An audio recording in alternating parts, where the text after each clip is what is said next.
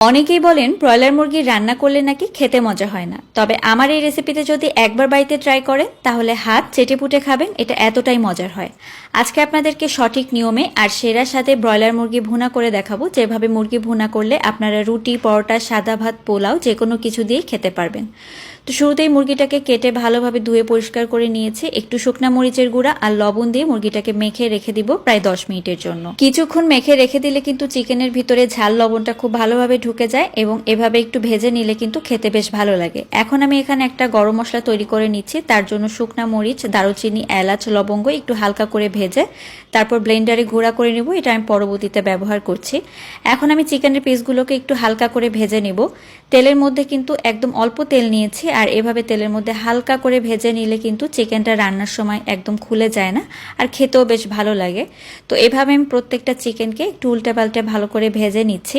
আর এভাবে ভেজে নিলে কিন্তু ব্রয়লার চিকেনে যে একটা গন্ধ থাকে সেটাও কিন্তু আর থাকে না।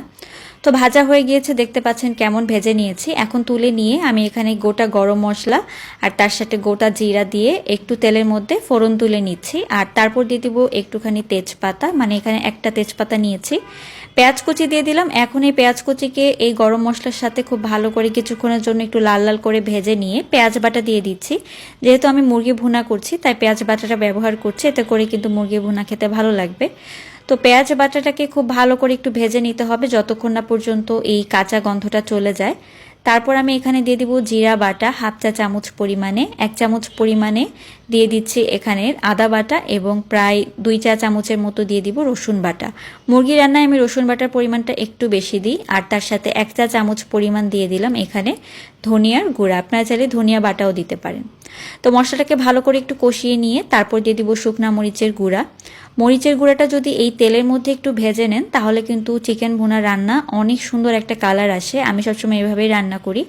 দিয়ে দিলাম 1 চামচের মতো হলুদের গুঁড়া আর তার সাথে স্বাদ মতো লবণ। লবণটা প্রায় আমি এখানে 1.5 চামচের মতো নিয়েছি। যে মশলাটা প্রথমে ভেজে রেখেছিলাম সেটাকে গুঁড়া করে হাফটা আমি এখানে দিয়ে দিয়েছি আর হাফটা পরে ব্যবহার করছি।